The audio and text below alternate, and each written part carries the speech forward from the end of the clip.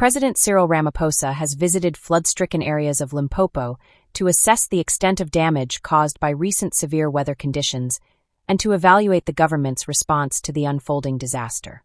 His visit comes amid widespread concern over the impact of flooding on vulnerable communities, infrastructure, and livelihoods across the province. The president's presence on the ground underscored the urgency of coordinated disaster response efforts and the state's commitment to supporting affected residents during this critical period. During his visit, President Ramaphosa engaged directly with community members who have borne the brunt of the floods. Many residents shared first-hand accounts of homes being damaged or destroyed, essential services being disrupted, and families being displaced as water levels rose rapidly. The president listened to their concerns and emphasized that government intervention would prioritize human safety, immediate relief, and long-term recovery measures. His interactions highlighted the importance of placing affected communities at the center of disaster response planning. The floods have left several residents stranded in low-lying and hard-to-reach areas, prompting the urgent deployment of search and rescue teams. These teams have been working tirelessly to locate and assist individuals who were unable to evacuate in time due to rising waters and damaged access routes.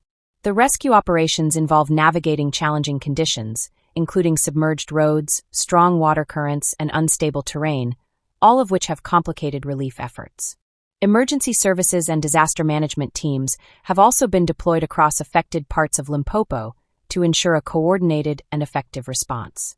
Their responsibilities include conducting rescue missions, managing evacuation processes, and securing affected areas to prevent further loss of life.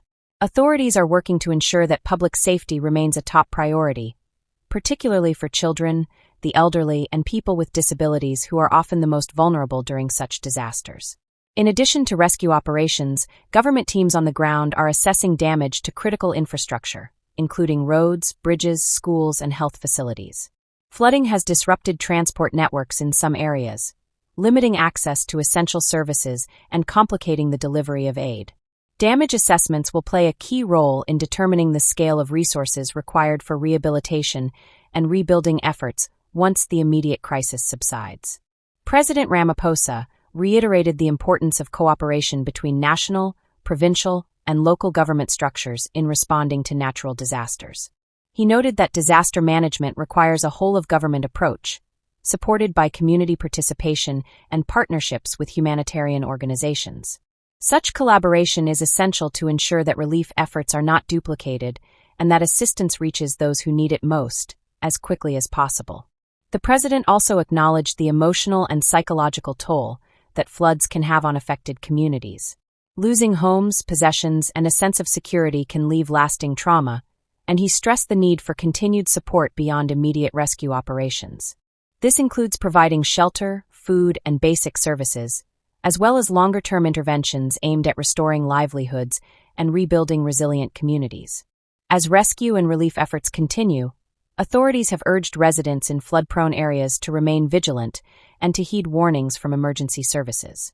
The situation in Limpopo serves as a reminder of the growing impact of extreme weather events and the importance of disaster preparedness.